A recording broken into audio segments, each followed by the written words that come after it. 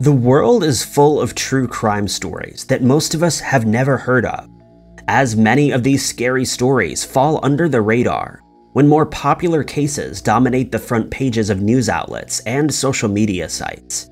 But these weird stories occur on a daily basis all over the world, and some of the details of these crimes are truly chilling. Number 5. In May of 2021, a police officer in Fargo, North Dakota, was flagged down by civilians at a cemetery after they witnessed someone trying to run over people. It would come to light that the driver of the car was a 28-year-old woman called Blair Whitten, who had been asked to stay away from the cemetery that day. Blair was the ex-girlfriend of 24-year-old Colin McDonald, who had passed away in his sleep after he suffered complications from a minor surgery. His family and friends had gathered at the cemetery for his burial, and Blair was an unwanted guest. Colin's then-girlfriend reported that Blair had been told that he wasn't welcome at the funeral after she had made bizarre and negative social media posts about Colin after he had passed away. Her family also reported that they had been dealing with threats and harassment from Blair for 5 years after their relationship had ended. But she decided to show up to the funeral anyway, sitting in her SUV a short distance away from where a member of Colin's family approached the vehicle and confronted her.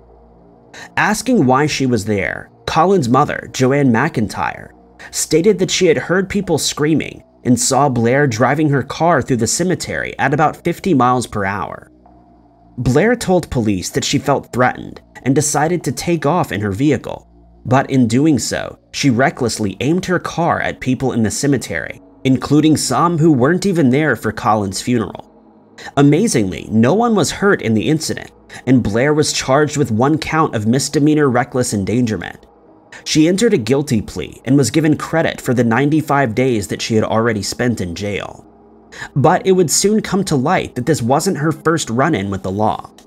In one incident that occurred just a few weeks before the funeral, she was caught on CCTV security footage at St. Mary's Cathedral in downtown Fargo, spray painting the face of a statue of Jesus black.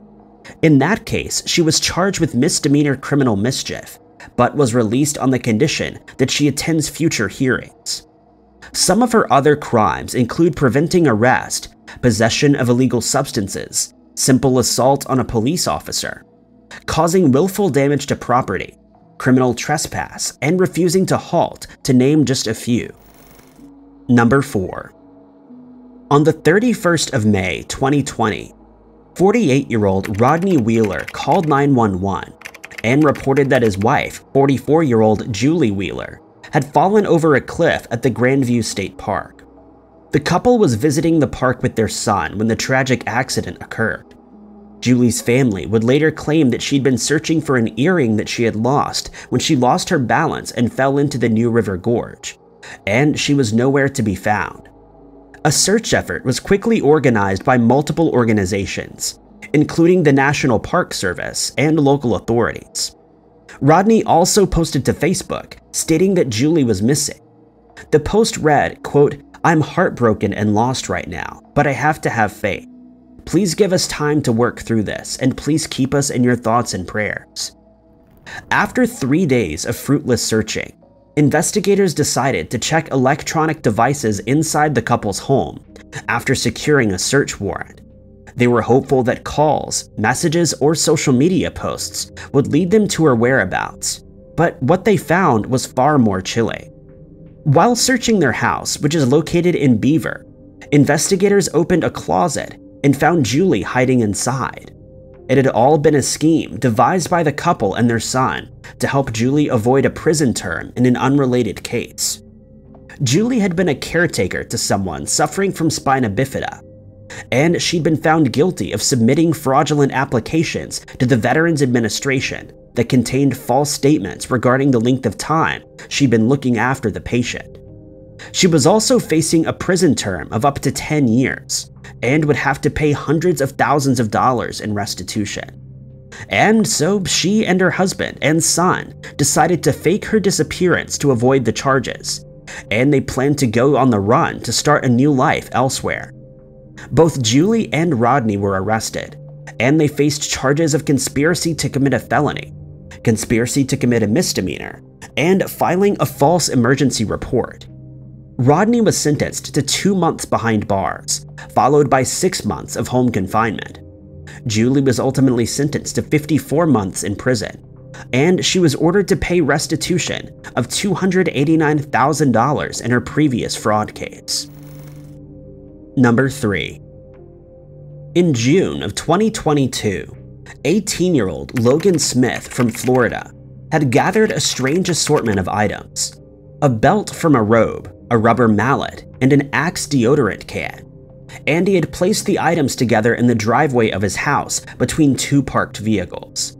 He then walked across the street and hid himself behind a light pole, placed the mallet and the deodorant can on the ground, and waited.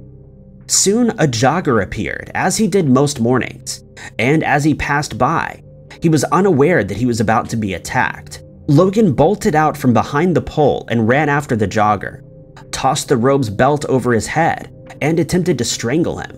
But unbeknownst to Logan, the jogger had martial arts training, and in no time he had overpowered his attacker. Upon Logan's arrest, it came to light that he'd been watching his intended victim for 6 weeks as he jogged past his house every day. He also admitted that he had made the decision to end the man's life after watching the popular horror movie Scream. He went on to explain that he intended to use the deodorant to disable the man's vision, and the mallet was intended as a weapon which he would use to strike him. His plan was to then drag the victim onto the driveway, where he intended to place him on a bedsheet to get him in the house more easily. He intended to place the man's body inside his bedroom closet, where he would have him all to himself and no one would know. Logan is currently being held without bond and is awaiting trial on a charge of attempted murder. Number 2. 68-year-old Anne Elizabeth Hagen, the wife of Tom Hagen, a real estate investor, and one of the richest men in Norway, mysteriously disappeared on the 31st of October, 2018. At the time, it was believed that she was abducted after a ransom note riddled with spelling errors was found in the couple's home. The note stated that a ransom of $10.2 million needed to be paid in cryptocurrency, or Anne would lose her life. Details of the kidnapping weren't released until a month after it was reported, as police feared for Anne's safety. But they eventually decided to make the case public, in hopes that they would receive more leads and possibly track the perpetrators down. When the couple's house was searched, investigators found no sign of forced entry, but forensic evidence was found that indicated that there may have been a struggle in the couple's bedroom. At first, police investigators tried to track the kidnappers down, communicating with them through anonymous web browsers and via email.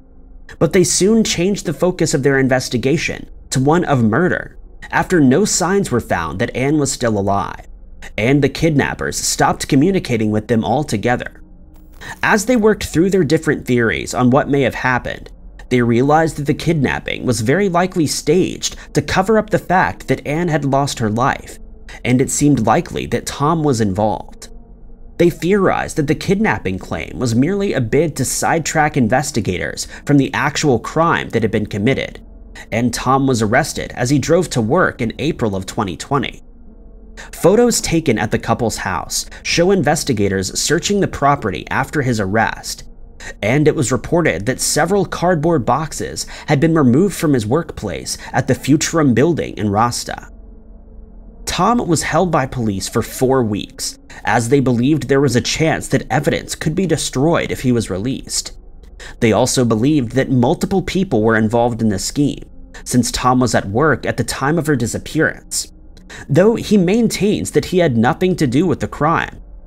The Norwegian Supreme Court eventually ordered Tom's release, after it was found that the grounds of suspicion were too weak. Police have, however, refused to drop the murder charge against him, and they are hopeful that they will make a breakthrough in the case.